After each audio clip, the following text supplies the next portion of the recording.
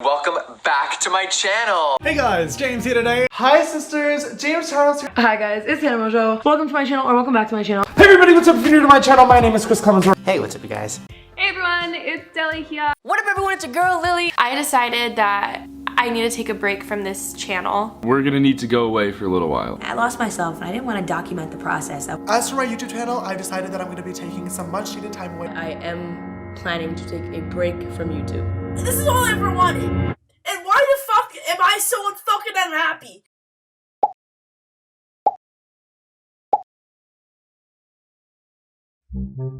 Millennials. Society loves to tell us that we're entitled, lazy, and that we ruined the diamond business. They also love to tell us that if we do what we love, we'll never work a day in our lives.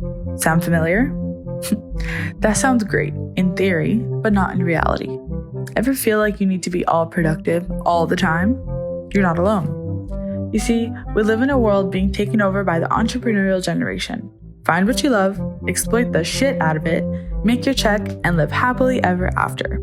Plus a side hustle or two. However, when career and enjoyment become too familiar and something you like to do becomes something you have to do, things get complicated.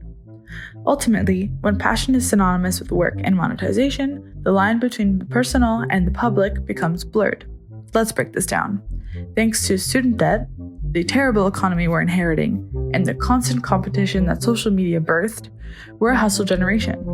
A work-life balance has become a work-life blending. So why wouldn't we try to monetize our talents? Considering both Warner's and Charles Taylor's explanation of the public sphere in its simplest terms is a space, physical or otherwise, where individuals come together for various reasons to discuss and are self-aware of their existence as a public. This applies to the workplace, traditional or entrepreneurial. Individuals interact, whether in collaboration, in a client-to-service fashion, or as a provider and receiver. In all cases, there are implied and understood guidelines and boundaries subject to the context of the work.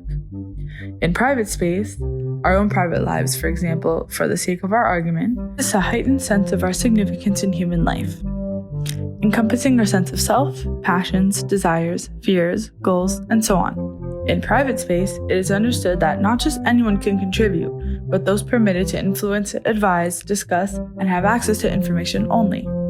When the public and the private, someone's career and personal life, become so parallel that they overlap, things get messy.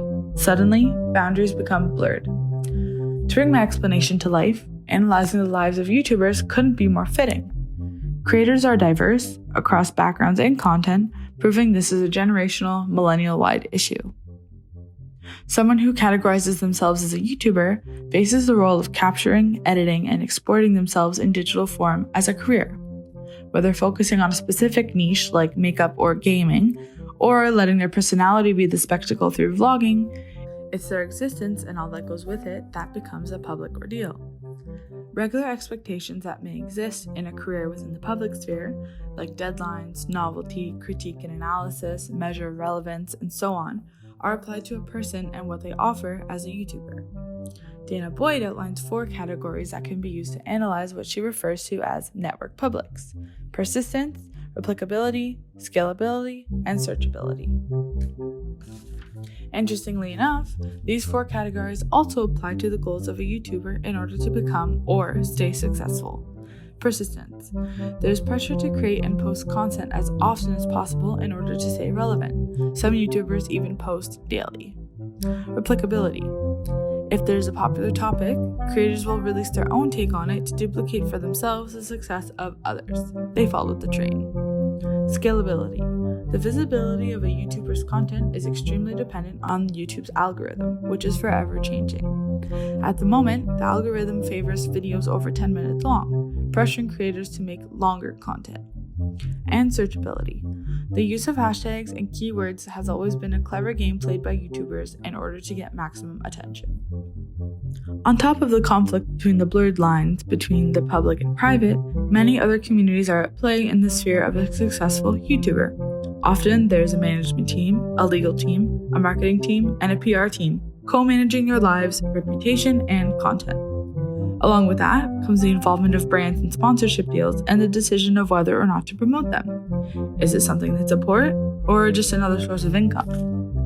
The YouTuber, more importantly, the human being behind it all, can easily become a money-making content machine. Either in the process of trying to reach success or maintaining the success once achieved, burnout sets in. The private and the public are one, and YouTubers initiate their hiatus. One YouTuber in particular, Lily Singh, released a video titled "See You Soon" in November of 2018. In it, she says, First and foremost, my mental health. I'm gonna be real with y'all. I am mentally, physically, emotionally, and spiritually exhausted. I've been doing YouTube consistently for 8 years. For 8 years, I've been putting out videos, and for a lot of those years, I've been doing it twice a week, plus the daily vlogs. It's been a lot. I've enjoyed it, I love it, but that doesn't take away from the fact that it has been a lot. And I know I'm always about hustling and hustling harder and making to-do lists and being productive, but I'm also about happiness. And I always preach that you should be happy, you should take care of yourself. And what kind of person would I be if I preached that but didn't actually practice it myself? This leads me to the second reason I want to take a break, my content. Straight up, I haven't been super happy with a lot of the content I've created. You know, the thing about YouTube is, in all of its glory, it kind of is a machine, and it makes creators believe that we have to pump out content consistently, even at the cost of our life and our mental health and our happiness, because if you don't, then you'll become irrelevant. Which leads me to 3. YouTube. I've talked about this before. It's not anything new, but I don't understand it right now, truthfully. It's changed so much, and I want to really dig deep in my soul. Whatever currently works on YouTube does not make me happy. And I think the underlying issue there is that whatever works, I'm literally saying whatever works. What is works? Works is subjective. Just because something's not on the trending page, it doesn't have millions of views, does that mean it doesn't work? And that's why I need to take a little bit of a break to truly reevaluate what I define success as and what I want my legacy to be. Because right now it's not something that I'm proud of. Pumping out a bunch of content, trying to figure out how YouTube works, I don't want to do that. This is not goodbye. This is a see you later. I'm going to go hustle harder on myself. Since then, she's been slaying the game and officially has her own late night talk show, A Little Late with Lily Singh. Oh yeah, and she went to York. So, the message here is not to reject, as Brooke Aaron Duffy would put it, the valorization of self-enterprise, but to proceed with caution toward entrepreneurial careers that involve so much self. The price of career freedom, and arguably financial freedom, comes at a cost of navigating the tightrope between the public and the private. Humans are not products, therefore cannot accommodate all demands and critiques of the public, whether it be vocal, adoring fans, or corporations like YouTube and all their guidelines. Entrepreneurial careers and millennial life in general can be exciting and fulfilling as long as the public and the private are balanced.